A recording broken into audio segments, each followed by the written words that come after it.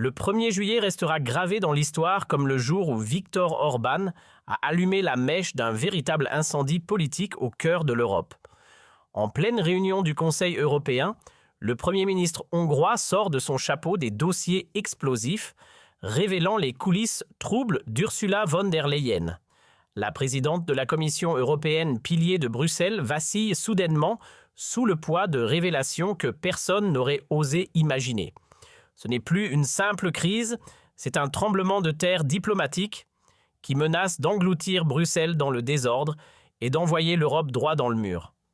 Voilà, c'est clair, on vous manipule, on vous ment en pleine face, et pendant que vous ramez, l'État vous vide les poches sans sourciller. Marre de ce cirque, descendez dans l'arène. Le lien est juste en dessous. Rejoignez ceux qui refusent de se laisser tondre. Les révélations ont jailli sur X comme une traînée de poudre reprise en boucle par des titres comme Le Figaro ou Politico. D'après ces fuites, von der Leyen aurait utilisé les caisses de l'Union comme sa tirelire idéologique des millions d'euros, partis alimenter des causes partisanes, graisser des rouages politiques amis et signer en coulisses des deals douteux avec des cabinets bien placés. Coucou McKinsey. Acculée, démasquée, von der Leyen n'a pas tenu une seconde de plus. Devant les caméras, elle a claqué la porte du sommet furieuse. Fuite stratégique ou effondrement nerveux, mystère. Ce qu'on sait, c'est que tout est archivé dans notre groupe Telegram ultra confidentiel. Pour l'instant, c'est gratuit, mais pas pour longtemps. Un choc d'une violence inédite, disent les analystes. Bruxelles en vrac, Paris en feu, et l'Europe entière suspendue à un nom von der Leyen. Que dissimulent exactement ces documents? Pourquoi Orban a-t-il choisi ce moment pour frapper? La chute de la présidente serait-elle déjà en marche? Préparez-vous car ce qui suit va secouer vos certitudes. Ce que les chaînes classiques étouffent soigneusement, on va le mettre en lumière frontalement. Visualisez la scène, une salle solennelle remplie des plus grands décideurs du continent. On y débat de l'aide à l'Ukraine, mais très vite, l'ambiance glisse du diplomatique au dramatique. Ce qui devait être un simple vote se transforme en procès politique. Et la cible, Ursula von der Leyen elle-même. C'est alors qu'entre en scène Viktor Orban. L'enfant terrible de l'Est, celui que Bruxelles adore diaboliser, prend la parole. Chaque mot est une lame bien aiguisée. La Hongrie ne se couchera pas devant les ordres des puissants de Bruxelles, balance-t-il avant de lâcher une véritable grenade politique. Il brandit des documents accablants, plans de financement obscurs, décisions biaisées, dérives idéologiques. Le tout signé von der Leyen. Tout est là, tableau, chiffres, preuves. Rien n'est laissé au hasard. Ursula tente de garder le contrôle, mais son masque d'autorité se fissure. L'impact est brutal. D'après des témoins, elle quitte la salle furieuse, accusant Orban de dynamiter la cohésion européenne. Lui, imperturbable, répond avec un sourire glacial « On est venu défendre nos nations, pas valider des dogmes imposés d'en haut ». Selon Orban, von der Leyen rêve d'une Europe centralisée à l'extrême, un mastodonte technocratique où toute voix dissonante serait broyée sans pitié.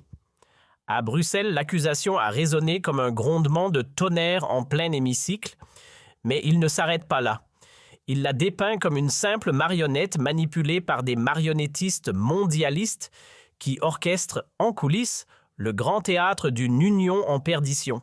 Le tout balancé sans filtre sous l'œil des caméras. Et von der Leyen muette, accusée publiquement figée dans le silence. Les rédactions européennes se déchirent, tandis que certains médias peignent, Orban en pyromane politique, d'autres le hissent au rang de héros populiste. En France, c'est l'embrasement. Le climat est déjà électrique depuis la dissolution surprise de l'Assemblée nationale le 9 juin 2024, suite au raz-de-marée du Rassemblement national aux européennes. Le Monde titrait « 33% pour le RN ». Depuis, le pays nage en pleine tempête politique. Les législatives anticipées de juillet ont accouché d'un parlement éclaté.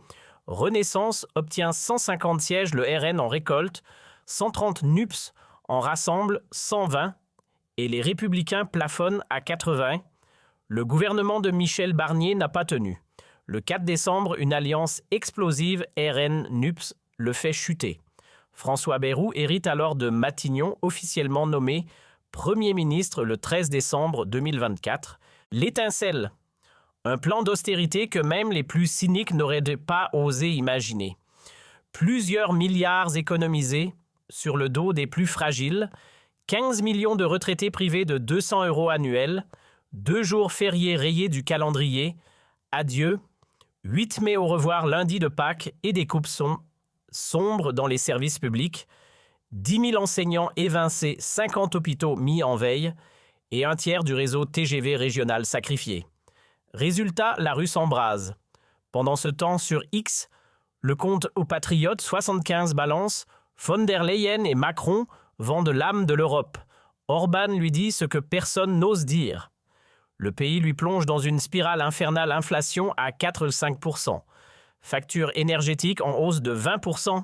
Criminalité violente en pleine expansion. Plus 12% d'après l'intérieur. Sur le marché, Renault s'effondre face à Tesla et BYD. 15% pendant qu'Alstom vacille sous la pression de Pékin. Le baromètre de la confiance en chute libre. En mars 2025, seuls 4% des Français accordent encore du crédit à Macron selon Toluna Harris. L'élite est devenue synonyme de trahison, à peine 18% croient encore en leur gouvernement et seulement 15% font confiance aux médias. Et selon l'IFOP, les révélations d'Orban sur von der Leyen que Macron soutient sans réserve ne font qu'ajouter de l'huile sur le brasier. Parmi les fuites, rien de vérifié officiellement, mais du lourd tout de même, un mail suspect entre un proche de von der Leyen et un ponte de McKinsey évoque un fonds climatique spécial au service de géants industriels européens. Et ce n'est pas tout, un SMS parle même d'un arrangement électoral avec plusieurs gouvernements amis, dont Paris, pour verrouiller des scrutins stratégiques.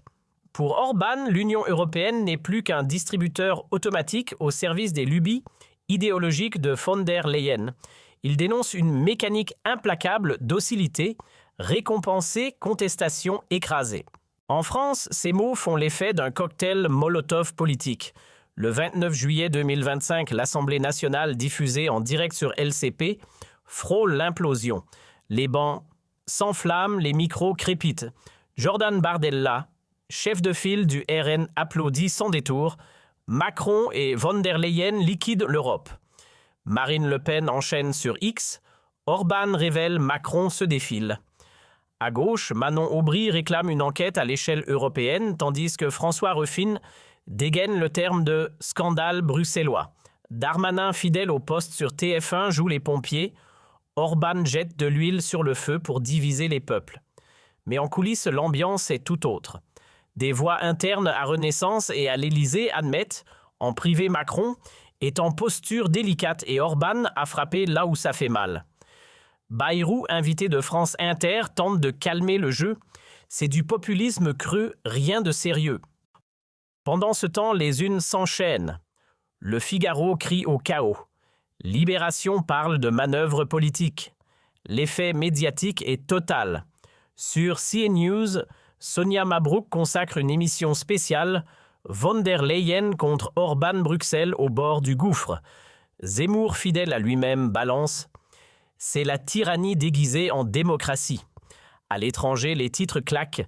The Guardian parle d'humiliation publique. Politico annonce une crise sans précédent. Et Michel Onfray, il tranche net une élite en décomposition avancée. La rue explose. À Paris, Lyon, Marseille, les pancartes fleurissent.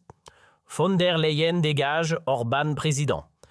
Les vidéos pullulent sur X, montrant des affrontements tendus avec les forces de l'ordre. Dans la foulée, les syndicats CGT et FO appellent à bloquer le pays grève générale, train à l'arrêt école fermée. À la bourse, c'est la panique, 3% sur le CAC 40. Et Moody's en embuscade menace de sabrer la note de la France. Sur X, le compte « Ah, vos éconocrises » résume l'ambiance. Von der Leyen saigne l'Europe Orban, l'expose au grand jour. Mais pourquoi cet assaut maintenant ? Certains y voient un coup de maître pour souder les populistes à l'approche de 2026. D'autres pensent qu'Orban vise le duo franco-allemand pour faire imploser le cœur du système. Florian Philippot en remet une couche. Macron et von der Leyen, deux pantins des élites globalistes, Orban est le seul à parler vrai. En France, les questions fusent. Où sont passés les milliards européens qui couvrent von der Leyen ? Un document attribué fictivement au Parlement européen évoque 4 milliards d'euros partis dans des ONG et projets pour le moins douteux. Les accusations d'Orban prennent de l'épaisseur. La tempête monte. RN et NUPES s'allient pour préparer une motion de censure contre Bayrou. Au Parlement européen, l'affaire enfle. Von der Leyen, mystérieusement absente depuis le sommet, alimente les bruits de fuite. Et pendant que le silence s'installe à Bruxelles, une motion de défiance contre elle rassemble déjà 175 députés RN et LFI en tête. Envie d'en finir avec la Macronie. J'ai exactement ce qu'il vous faut. Le lien est juste en dessous, cliquez avant qu'il ne soit trop tard. Sur X, Thomas balance « Orban ridiculise von der Leyen. Les peuples s'éveillent. Macron, son complice, vacille. » Dans les couloirs du pouvoir, on murmure même qu'une nouvelle dissolution pourrait tomber après l'été 2025. Le quotidien. La Croix pose la question que tout le monde évite. Von der Leyen peut-elle encore tenir ? Et si l'Union européenne, minée de l'intérieur, était à 2 doigts de s'écrouler ? Ce scandale n'est pas qu'un fait divers, c'est le cri d'un peuple lassé de ses élites. Sur X, Marine Le Pen lance « Von der Leyen trahit Orban des masques. L'Europe commence à ouvrir les yeux. » AMLP officiel. AMLP